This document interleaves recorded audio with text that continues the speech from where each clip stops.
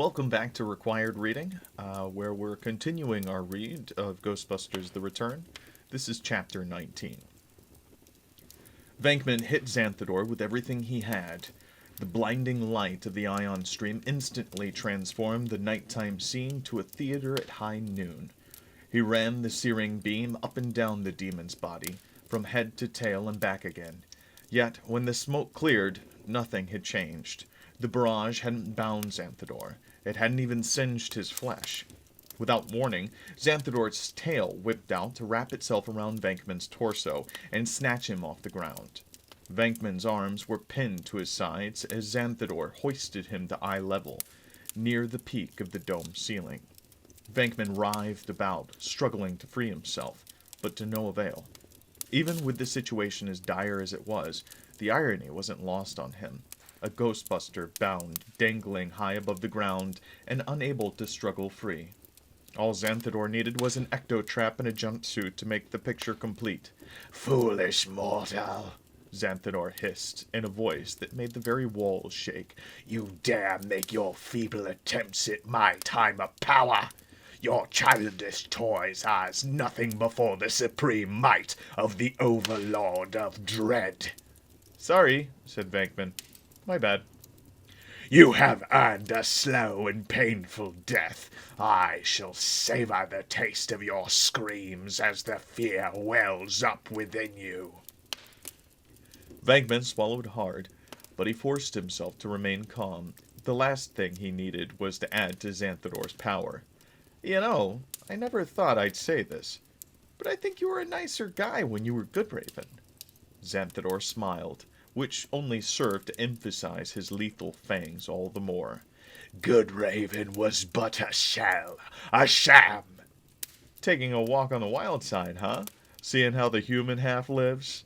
"Certain preparations were necessary in order to ready this world for my imminent sovereignty. As I completed those preparations upon this plane, it amused me to take the form of the mortal who sought to oppose me in eons past." "And who kicked your extra-dimensional tail, the way I hear it." Xanthador's smile was gone. His 7 eyes narrowed. The demon's tail shot out, thrusting Venkman head first towards a particular portion of the ceiling. It stopped without warning, his nose scant inches from impact. When Venkman dared to open his eyes, he found that a shadow blocked part of the display in front of him, but he could still make out the distinctive rings of Saturn.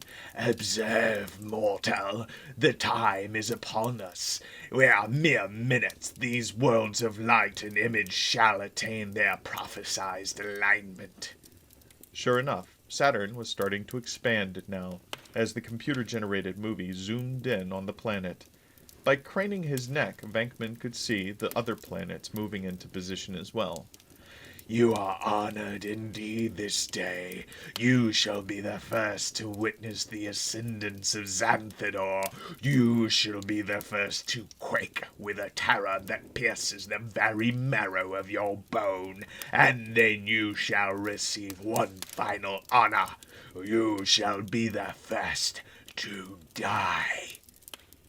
"Guys," said Winston, "this isn't good." The 3 Ghostbusters were jammed together now, back to back, as the surrounding hordes of the undead continued to close in. It didn't seem to matter how many of their attackers they blew apart, as long as there was an entire museum full of displays and artifacts just waiting to be possessed. There was no end in sight. Their only advantage was the fact that as the circle around them tightened, the creatures were getting increasingly in each other's ways. Fewer of them could attack simultaneously. But on the other hand, the close quarters were making it harder for the Ghostbusters to use their weapons without inadvertently blowing off parts of their own bodies in the process.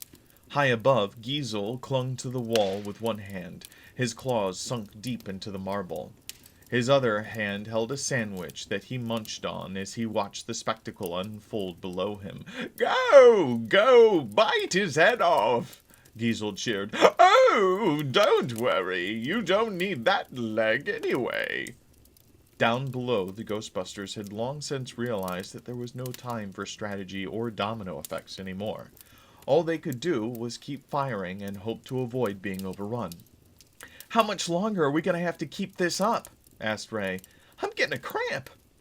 "If you don't keep this up," Egon replied, "a cramp will be the least of your worries." "Where's the calvary when you need 'em?" said Winston. "I'd settle for Pete beating Xanthador," said Ray. Their echoes could be felt throughout the city. It was more than storm clouds and clammy air now. A psychic presence, a tangible emotion, was descending upon New York City and closing its grip. It began with the animals. Dogs howled inconsolably. Flocks of birds took to the sky. Mounted policemen were thrown from their saddles as their horses reared up skittishly. Then the ripples spread. Housewives found themselves speaking in hushed tones without knowing why. Office workers sat frozen at their desks, unable to remember what they were about to do. Telephone lines were jammed and bars were flooded with mid-afternoon customers as thousands sought solace in loved ones or liquor. For reasons the inhabitants could neither understand nor explain, every living soul in the city of New York, whether rich or poor, young or old, male or female, black or white, was haunted by the same all-consuming, undeniable convictions. Something bad is about to happen. The creatures were swarming over them now. The ecto-traps were long since out of reach, although they still sprang to life occasionally when one of the animated exhibits stepped on the pedal by accident. The Ghostbusters still held their Neutrino wands, but with so many adversaries at such close range, they could only use the wands against a small fraction of the creatures. At this point, the crush was so bad that they couldn't even see their own hands, let alone their own feet. "I have an idea," said Egon. "Well, I'd say this is the time to use it," Ray said, an edge of desperation in his voice. "Unfortunately, it requires having enough space to get my arms free." Ray and Winston groaned. "It's funny what you think about at times like this," Venkman thought, as he hung above the ground watching the movement of the planets mark the countdown to Armageddon. He would have expected to see his life flash before his eyes, but it didn't. Instead, he found himself thinking about the future, a future that in all likelihood would never be. It didn't look like he'd ever get to be mayor now. He'd never get to show Oscar the dinosaurs, let alone watch the little guy grow up. He'd never get to repay the $5 he owed Ray, but then again, he hadn't really been planning to do that anyway. Most of all, he thought about Dana, and that thought filled him with determination. Dana was everything to him. There was no way he was going to let some backwater demon kill him before he got to see her again. Besides, he just told her he loved her on live television. He had no intention of dying before he heard her response. Of course, all the determination in the world wasn't going to make any of this any easier. He was still dangling far too high in the air, and a quick attempt at moving his arms confirmed that he was still pinned tightly. Still, there had to be something. That was when a series of explosions blew the emergency exit doors off their hinges. Through the clearing smoke, Venkman could see a squad of men in dark clothes and flak jackets pour through the doors. With a precision that showed their extensive training, they fanned out all around the theater, taking up their positions and leveling semi-automatic weapons at the towering demon. Even in the dim light of the theater, Venkman recognized one of them as the SWAT commander he'd met outside. "Please, freeze!" shouted the commander. "Put down the Ghostbuster, then lie on the floor, hands on top of your head." "It's about time," Venkman called down to him. "Where have you guys been?" "You wanted 20 minutes. You got 20 minutes," the commander called back. "Seem longer in here," said Venkman. "Insignificant fleas," said the demon. "Your insolence has sealed your destruction. Kneel before Xanthador, and your end shall be swift." "Fire!" the commander ordered. The rapid-fire muzzle flashes of semi-automatic weapons created a strobe effect, illuminating Xanthador from below as the bullets bounced harmlessly off his scaly hide. The planets were getting closer. Venkman wasn't surprised to see that the bullets had no effect. He was more surprised when, for a brief moment, it looked as though Xanthador wavered slightly and reduced in size by a hair's breadth. The effect was so small that he dismissed it as a trick of light, caused by either the projector or the muzzle flashes. And yet, encouraged, he struggled once again to free himself. As he expected, it was no use. Xanthador still held him too tightly. But something had changed. Maybe it was because the demon was distracted. Maybe it was simple overconfidence. Either way, a nearly imperceptible bit of slack had crept into Xanthador's tail. It wasn't enough for Venkman to wriggle free, but he could just barely move his right arm now. The planets had nearly reached alignment. Xanthador swatted at the rescue squad with one of his feet, effortlessly tearing up rows of seats in the process. Nevertheless, the police unit maintained the deadly barrage. Gritting his teeth against the effort, Venkman thrust his hand down below the coils of Xanthador's tail. He flexed the muscles of his hand a few times to get the blood flowing again. Then, straining mightily, he reached down to where his neutrino wand dangled from the cable attached to his proton pack. It took several tries, but by the fourth attempt the weapon was in his hand. Despite Xanthador's preoccupation with the would-be saviors, one of the eyes spotted Venkman grabbing the neutrino wand. "Foolish speck," Xanthador told him, "have you not yet learned that your puny weapons are as nothing against Xanthador?" "Who said I'm shooting at you?" said Venkman. A brilliant streak of light shot downward as the ion stream tore through the projector below. It exploded in a deafening roar and a shower of sparks. Instantly, the starscape around them vanished. "No!" shrieked Xanthador. Outside the museum, the crowd was getting restless.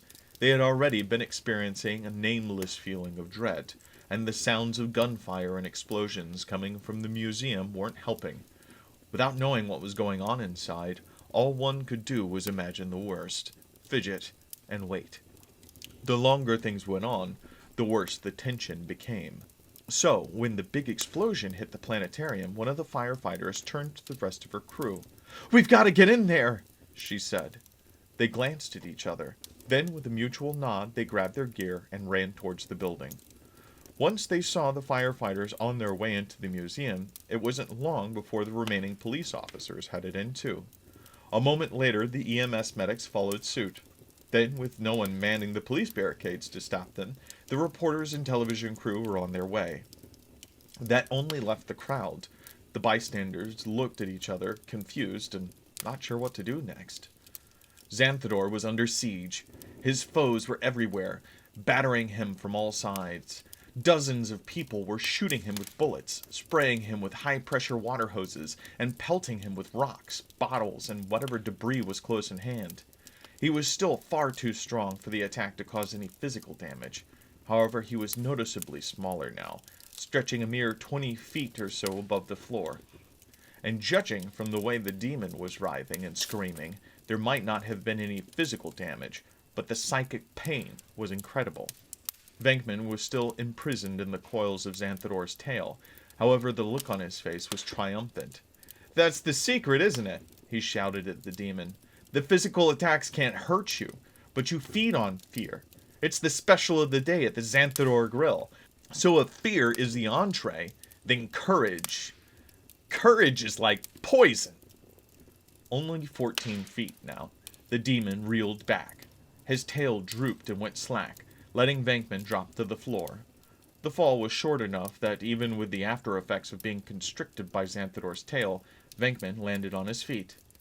"You know your mistake, big guy," Venkman told Xanthador. "Of all the places in the world, you had to pick New York City.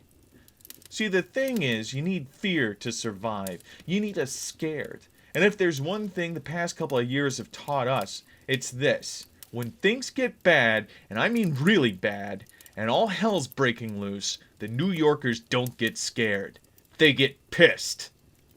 Venkman fired his neutrino wand, binding Xanthador in an ion stream of pure white light. The demon struggled against the luminous bonds. He gritted his rows of teeth, straining with the last of his strength. Slowly the ion stream began to give. The stream shattered, sending shards of light in all directions. Xanthador rose to his full 14-foot height. He thrust his arms upward and cried, "To me, my minions!" They seemed to come from everywhere. Specters, phantoms, and ghouls of every shape and size poured in through the planetarium's walls, ceilings, and floors. The humans on the scene pulled back as the wraiths flocked around their master and faced Venkman with menace in their ethereal eyes. "It shall not be Xanthador who perishes this day," Xanthador told Venkman. "All mankind shall learn the boundless limits of my wrath. Yet you shall not bear witness to my triumph, mortal, for I shall adorn my chariot with your smoldering bones." The lobby was so densely packed that it took a while for Winston to realize that some of the combatants on the fringes of the crowd were actually fighting each other. And even then, Egon and Ray didn't realize it, because they were facing in the other direction. "Hey guys," said Winston, "we've got company." "Thank you for stating the obvious," said Egon, trying to shake off an Incan priest while blasting a warthog. "No, new company." "Who is it?" asked Ray. "I can't tell," Winston replied, stretching to see over the crowd. "I think it's the calvary."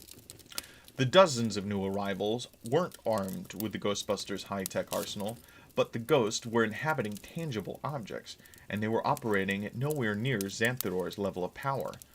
That meant they could be hit, and their borrowed bodies could be broken. Police officers swung billy clubs to knock stuffed heads off the bodies of wild animals. Teamsters shattered walking suits of armor with crowbars and tire irons.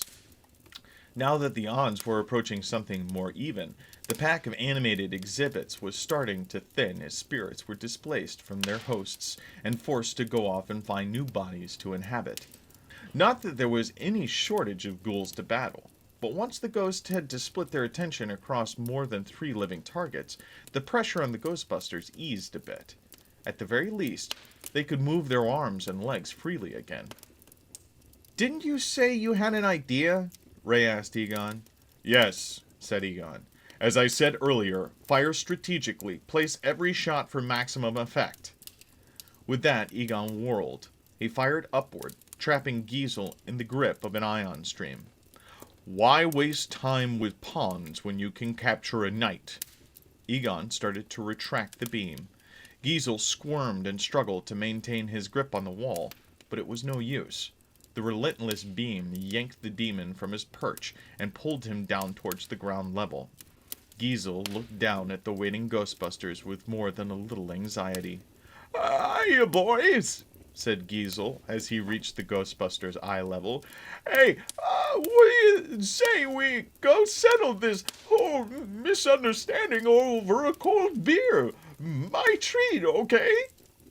"Call them off," said Egon. "I'd like to, really," said Giesel, "but it's my boss, you see. He gave strict orders, and he has this real problem with employees showing personal initiative." "Call them off," said Egon, a little more insistent this time. "Now." "Wish I could, but it's out of my hands," said Giesel. "I'm just middle management. All the big stuff, possession, transmogrification, that's my boss's turf." "Call them off," said Egon, "or I'll shove you into an ecto-trap and slam the door when you're halfway through." "Can he do that?" Winston whispered to Ray as he zapped the charging rhinoceros. "Nah, traps don't work like that," Ray whispered back. "But $5 says he starts working on modifying them tomorrow." Suddenly, without warning, all of the ghosts soared up out of their bodies and zoomed off in the same direction through the wall and out of sight. The exhibits they left behind collapsed onto the floor, lifeless. Giesel looked as puzzled as the humans. "Don't look at me," he said. "I didn't do anything." A moment later, Giesel, too, was yanked out of the ion stream by an unseen force. He disappeared into the distance. The disembodied spirits hadn't returned to the netherworld. All of them, scores of wraiths, were inside the planetarium, facing Venkman at Xanthador's side. The other humans weren't shooting or using hoses now. Cowed by the threat, and to be honest, the sheer spectacle of it all, they stayed back and tried to attract as little attention to themselves as possible. As for the other Ghostbusters, they were still inside the museum proper.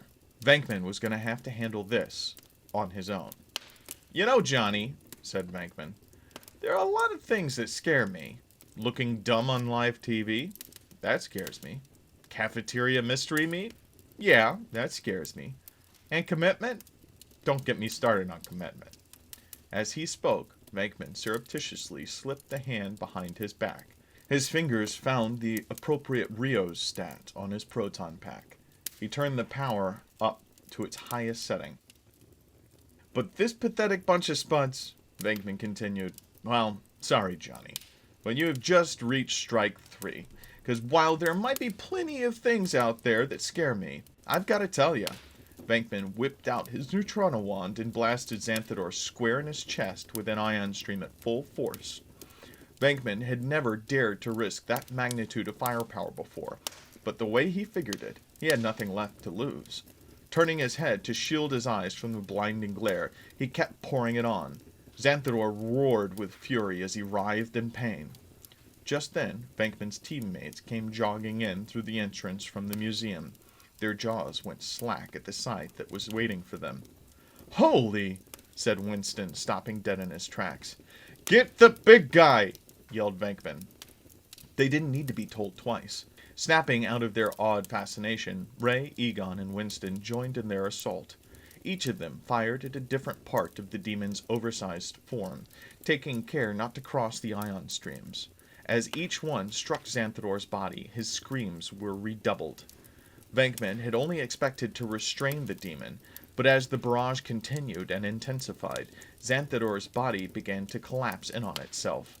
It started slowly, as his chest buckled, caved in, and disappeared into nothingness. Then, as if in the grip of a black hole, the rest of his body started to follow suit. His torso folded in on itself and was sucked into the empty space where his chest had been. His limbs and head went next. By the time the tip of his tail was gone, all that was left was the distant echo of Xanthador's screams. None of the humans who were present could feel the effects of the powerful suction. However, for the ghosts assembled in the theater, it was an entirely different story. One by one at first, but then in larger numbers, the wraiths found themselves caught in the unbreakable pull, following Xanthador down into the void. Their terrified shrieks filled the room with several city blocks beyond. Once the vortex took hold in earnest, some of the phantoms realized what was happening.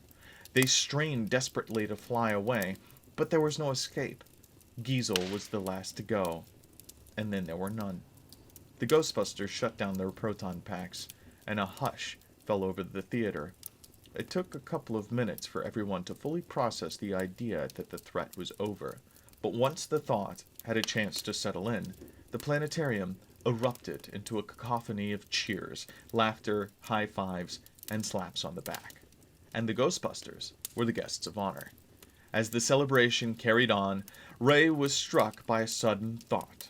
He looked around, then tapped Venkman on his arm. "Hey, Pete," he said, "where's Good Raven?"